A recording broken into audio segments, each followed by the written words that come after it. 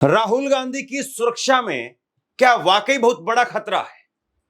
कुछ तस्वीरें राहुल गांधी की वो वायरल की जा रही है, शेयर की जा रही है, और ये किसी और के द्वारा नहीं बल्कि बीजेपी के IT cell head Amit Malviya की तरफ से कुछ तस्वीरें शेयर की गई है।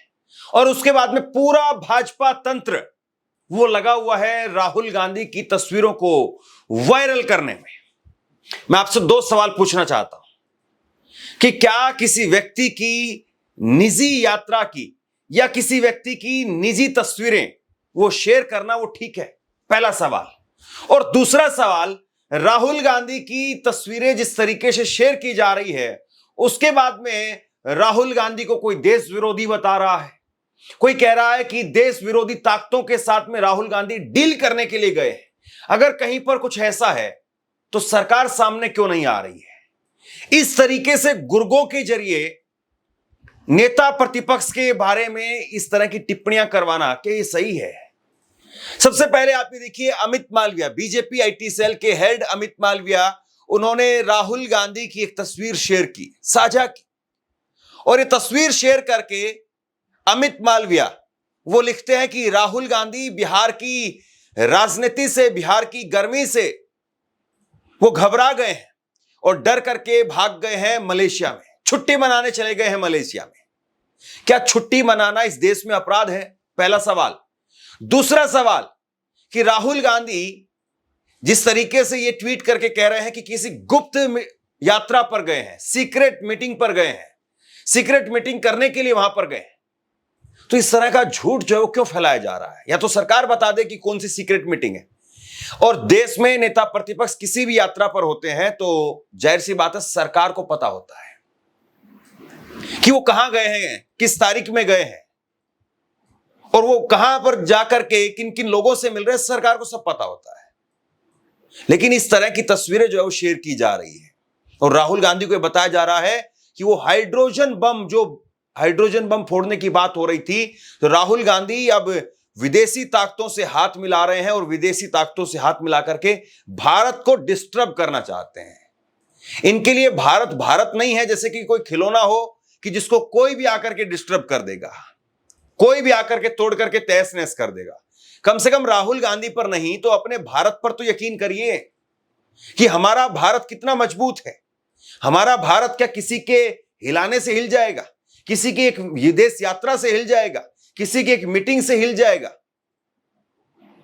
अमित मालविया ने ट्वीट किया और इसका हिंदी का लबोलबाब आप देखिए। अमित मालविया कह रहे हैं कि राहुल गांधी एक बार फिर से फिसल गए हैं और इस बार मलेशिया के लैंकावी में गुप्त छुट्टी पर गए हैं, सीक्रेट छुट्टियों पर गए हैं। ऐसा लगता है कि बिहार की राजनीति की गर्मी और धूल कांग्रेस के युवराज के लिए बहुत अधिक थी, जिसके लिए उन्हें ब्रेक के लिए जल्दबाजी करनी पड़ी, या ये उन गुप्त बैठकों में से एक है जिसके बारे में किसी को पता नहीं होना चाहिए। जो भी हो, जब वास्तविक मुद्दों के साथ में लोग संघर्ष कर रहे हैं, राहुल गांधी गायब होने और छुट्टी मनाने की कला को तराशने में बिजी है। अमित मालविया भाजपा आईटी सेल के हेड ये बात कह रहे हैं। दो बातें उन्होंने कही है। वो कह रहे हैं कि गुप्त यात्रा पर निकल गए हैं, वो किसी गुप्त मीटिंग में गए हैं। और ये गुप्त मीटिंग जब अमित मालविया कहते हैं तो पूरा भाजपा आईटी सेल देखिए आप ही जरा, ये एक एक करके ट्वीट्स देखिए जो इस वक्त में राहुल गांधी को लेकर के किए जा रहे हैं। ये इनमें से ज्यादातर भाजपा समर्थक पत्रकार हैं, ट्रोल्स हैं, 2-2 रुपए वाले दिहाड़ी के लोग हैं। वो राहुल गांधी को लेकर के अनाप शनाप बातें लिख रहे हैं। कोई कह रहा है कि राहुल गांधी वहां जाकर के अब इस ये विदेश यात्रा पर जाकर के हाइड्रोजन बम के जरिए भारत को जो है वो डिस्टर्ब करना चाहता है। मैं आपसे पूछना चाहता हूं, क्या विदेश मंत्रालय स्पष्ट कर सकता है कि राहुल गांधी इस वक्त में कहां है? उन्हें कोई कुछ पता नहीं है। क्या विदेश मंत्रालय ऑफिशियली इस बात को कह सकता है कि कोई शख्स और खास करके नेता प्रतिपक्ष वो कहां गायब हैं, उन्हें नहीं पता है? क्या विदेश मंत्रालय सामने आकर के इस बात को कह सकता है? बिल्कुल नहीं कह सकता है। और ये कब तक आप ये पुरानी स्क्रिप्ट जो है वो लगाएंगे? राहुल गांधी किसी लड़की से मिलते हैं तो उनको उनकी पत्नी बता दिया जाता है। राहुल गांधी किसी महिला के साथ में खड़े होते हैं, उससे बात करते हैं तो कह दिया जाता है कि देखिए ये इटली में राहुल गांधी की गर्लफ्रेंड है, इसके 4 बच्चे हैं, ये है, ऐसा है, वैसा है। फटाफट जो है उसको आईटी सेल के जरिए यहां पर ऐसे बेचा जाता है।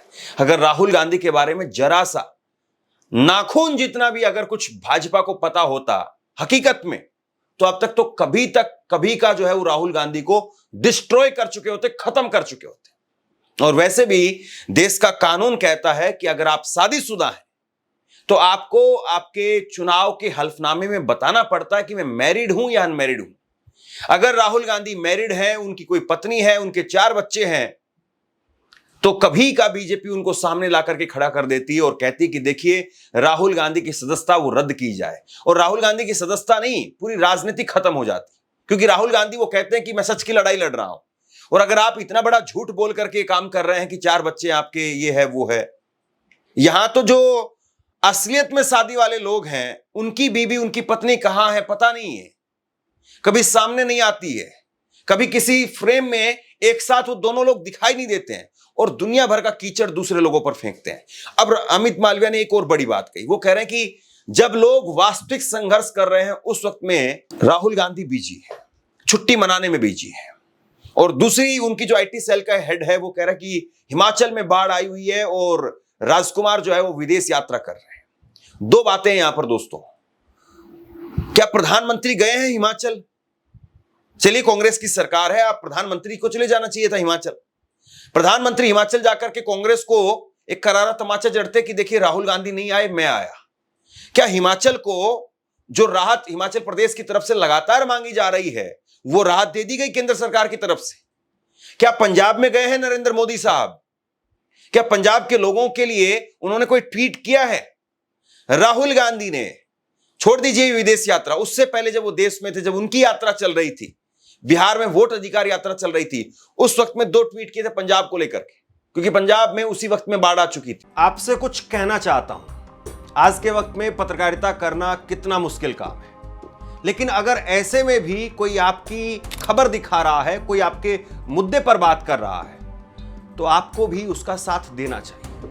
अगर आपको लगता है कि मेरी पत्रकारिता सही है, मैं आपके लिए आपकी खबर वो दिखा रहा हूं, तो ऐसे में आप मेरा सहयोग कीजिए। आप इस वीडियो को जब लाइक करेंगे तो लाइक के साथ में ही एक थैंक्स का बटन आपको दिखाई देगा, उस थैंक्स के बटन पर आप क्लिक कीजिए और जो भी सहयोग राशि दे सकते हैं वो दीजिए। दूसरा, आप चैनल को ज्वाइन कर सकते हैं और चैनल को ज्वाइन करके भी मुझे मदद कर सकते हैं। राहुल गांधी, उन्होंने ये ट्वीट किया था, राहुल गांधी का ये ट्वीट आप देखिए। 1 सितंबर को राहुल गांधी ट्वीट करके लिखते हैं कि पंजाब में आई भीषण बाढ़ से जनहानि और व्यापक तबाही बेहद दुखद और पीड़ादायक है। मैं शोकाकुल परिवारों के प्रति गहरी संवेदना व्यक्त करता हूं और फंसे हुए सभी लोगों की सलामती के लिए कामना करता हूं। केंद्र और राज्य सरकार से अपील है कि राहत और बचाव के कार्यों में और अधिक तेजी और मजबूती लाई जाए। बर्बादी की भयावहता को देखते हुए सरकार को मिशन मोड में काम करना होगा। किसानों, मजदूरों, पशुपालकों, आम नागरिकों को तुरंत और प्रभावी सहायता मिलनी चाहिए। कांग्रेस के नेताओं और कार्यकर्ताओं से आग्रह है कि राहत कार्य ही इस समय आपकी सर्वोच्च प्राथमिकता है। यही एकमात्र दायित्व है कि हमें मिलकर के पंजाब के लोगों का हाथ थामना होगा। तो 1 सितंबर को राहुल गांधी ने कहा, कांग्रेस के कार्यकर्ताओं से अपील की कि आप जाइए ग्राउंड पर काम कीजिए। देश के प्रधानमंत्री से अपील की, देश और प्रदेश के मुख्यमंत्री से अपील की और कहा कि आप मदद कीजिए, तुरंत मदद कीजिए, लोगों की मदद कीजिए। ये राहुल गांधी जब यहां थे तब कह रहे थे। इसके बाद में 3 तारीख को फिर राहुल गांधी ने ट्वीट किया। मोदी जी, डायरेक्ट प्रधानमंत्री को संबोधित करते हैं, मोदी जी, पंजाब में बाढ़ ने भयंकर तबाही मचाई है। जम्मू कश्मीर, हिमाचल, उत्तराखंड में भी स्थिति बेहद चिंताजनक है। ऐसे मुश्किल समय में आपका ध्यान, केंद्र सरकार की सक्रिय मदद अत्यंत आवश्यक है। हजारों परिवार अपने घर, जीवन और अपनों को बचाने के लिए संघर्ष कर रहे हैं। मैं आग्रह करता हूं कि इन राज्यों के लिए, खास तौर पर किसानों के लिए विशेष राहत पैकेज, स्पेशल रिलीफ पैकेज की तुरंत तत्काल घोषणा की जाए। राहत एवं बचाव कार्यों को तेज किया जाए। तो राहुल गांधी इस बात को कह रहे थे। नमस्कार। पंजाब में बाढ़ के कारण बहुत नुकसान हुआ है। जम्मू कश्मीर, हिमाचल प्रदेश और उत्तराखंड में भी बहुत बुरी हालत है। बहुत दुख होता है ये देखकर कि लोग अपने बच्चों को, अपने परिवारों को बचाने के लिए इतना संघर्ष कर रहे हैं। मोदी जी, सरकार की जिम्मेदारी लोगों की रक्षा करनी होती है। आप जल्दी से जल्दी इन स्टेट्स के लिए एक स्पेशल रिलीफ पैकेज तैयार कीजिए और लोगों की प्रोटेक्शन कीजिए। तो राहुल गांधी जब देश में थे, अब वो अगर मलेशिया चले गए हैं और मलेशिया अगर किसी काम से गए हैं या कोई उनकी मीटिंग है या मान लिया जाए कि वो घूमने के लिए गए हैं, तो बताइए आप, प्रधानमंत्री चीन में थे, प्रधानमंत्री चीन से आकर के सीधा यहां पर कहते हैं कि मेरी मां को गाली दी गई। पहला काम उन्होंने यही किया। वो वहां से आते ही अगर पंजाब जाते, हिमाचल जाते, तो समझ में आता कि देखिए विदेशी यात्रा से आने के बाद में प्रधानमंत्री सीधे जहां पर उनकी सरकार भी नहीं है वहां पर गए हैं, एक अच्छा मैसेज आता। लेकिन हिमाचल जाना या पंजाब जाना ये तो दूर की बात है। प्रधानमंत्री ने अभी तक, जब पंजाब में इतनी भयंकर बाढ़ आई है, एक ट्वीट तक नहीं किया प्रधानमंत्री ने। बताइए आप क्या कहेंगे? अभी तक अमित शाह भी पंजाब नहीं पहुंच पाए हैं। शिवराज सिंह चौहान गए अमित जरूर, लेकिन अभी भी वहां पर मुआवजे का ऐलान नहीं हुआ है। अभी ऐलान ही नहीं हुआ है तो मुआवजा मिलेगा कब? सोचिए जरा इस बात को, क्योंकि ऐलान के बाद में भी मिलते मिलते पता नहीं कितने महीने गुजर जाते हैं। अगली बार जो फिर से आ जाती है, लेकिन पिछला मुआवजा नहीं मिल पाता है और आपने तो अभी तक घोषणा तक नहीं की है। तो जो सरकार का काम है वो नहीं हो रहा है। उल्टा क्या हो रहा है कि राहुल गांधी ऐसे जा रहे हैं, वैसे जा रहे हैं।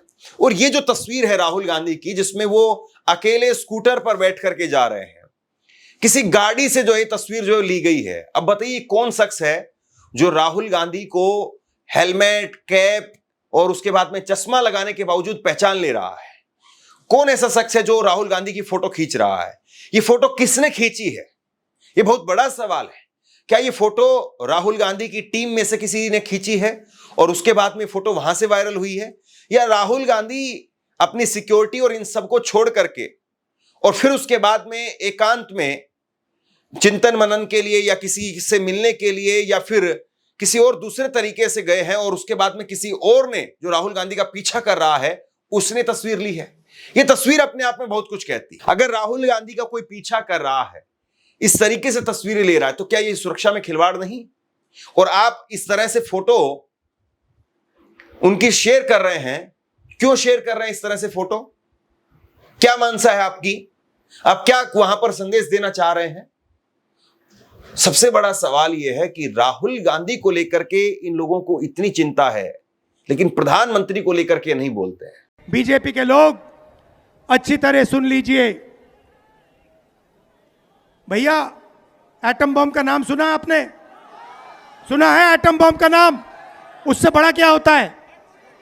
उससे बड़ा क्या होता है? एटम बम से बड़ा हाइड्रोजन बम होता है। होता है नहीं होता है? माधवपुरा में हमने एटम बम दिखाया था। बीजेपी के लोगों तैयार हो जाओ, हाइड्रोजन बम आ रहा है। हाइड्रोजन बम आ रहा है, तैयार हो जाइए। आपकी जो सच्चाई है, वोट चोरी की सच्चाई है, वो पूरे देश को पता लगने जा रही है। राइट? बिहार की जनता, बिहार के युवा, बिहार के महिलाओं से मैं धन्यवाद करना चाहता हूं। यह क्रांतिकारी प्रदेश है। इसने पूरे देश को मैसेज दिया कि वोट चोरी नहीं होने देंगे। और ये जो आपने बिहार में किया है, हमारी जो मदद की, ये पूरे देश में फैल गई है, कोने कोने में फैल गई है। आने वाले समय में मैं आपको गारंटी करके दे रहा हूं, हाइड्रोजन बम के बाद नरेंद्र मोदी जी अपना चेहरा इस देश को नहीं दिखा पाएंगे। कि प्रधानमंत्री जो है वो क्यों आखिरकार अभी तक मौन है बाढ़ को लेकर के या दूसरे और मुद्दों को लेकर के? अभी सरकार ने कहा कि हम जीएसटी के अंदर बदलाव कर रहे हैं और जनता को जबरदस्त फायदा दे रहे हैं, लेकिन कोई ये नहीं पूछ रहा है कि भैया ये नुकसान किसने दिया था? ये जीएसटी की जो दरें आई थी 5%, 12%, 18%, 28%, ये कौन लेकर के आया था? यही मोदी सरकार लेकर के आई थी। और रात को, आधी रात को 12 बजे इसको लेकर के बाकायदा सेलिब्रेशन हुआ था। जब ये नई दरें लाई गई थी 5%, 12%, 18%, 28%, उस वक्त में आधी रात को सेलिब्रेशन हुआ। संसद के अंदर सेलिब्रेट किया गया इसको कि भैया देखिए हम टैक्स में जबरदस्त रिफॉर्म करने जा रहे हैं और जीएसटी का नाम दिया गया गुड एंड सिंपल टैक्स, यह नाम दिया गया। लेकिन वो गुड और सिंपल टैक्स जो है वो गोबर टैक्स में कैसे तब्दील हो गया और विपक्ष ने कैसे उसको फिर गब्बर सिंह टैक्स के नाम से जो है प्रचारित किया। और अब सरकार कह रही कि नहीं, हमने लोगों को बहुत जबरदस्त फायदा दिया है, 5%, 12% और 18% रख रहे हैं, एक 40% की नई स्लैब बना दी। सबसे बड़ी बात यह है कि जो 18% पर बहुत सारी चीजें जो पहले थी वो आज भी 18% पर ही है, बहुत सारी चीजें। तो जो 12% का कलेक्शन था वो कोई बहुत ज्यादा कलेक्शन नहीं था अगर आप टेक्निकली देखेंगे। लेकिन मैं फिर कहता हूं इस बात को कि चलिए फायदा अब हुआ है, राहत मिली है, तो ये नुकसान किसने दिया था? 9-8 साल तक किसने जो है फायदा लिया और उसको जनता को क्या मिला? ये जीएसटी के नाम पर जो बातें हुई और जिस तरीके से सरकार जो लड्डू बांटने का काम कर रही है, क्या पूछा नहीं जाएगा इस बात? कुल मिलाकर के इतने सारे मुद्दे हैं लेकिन उन पर बात नहीं हो रही है।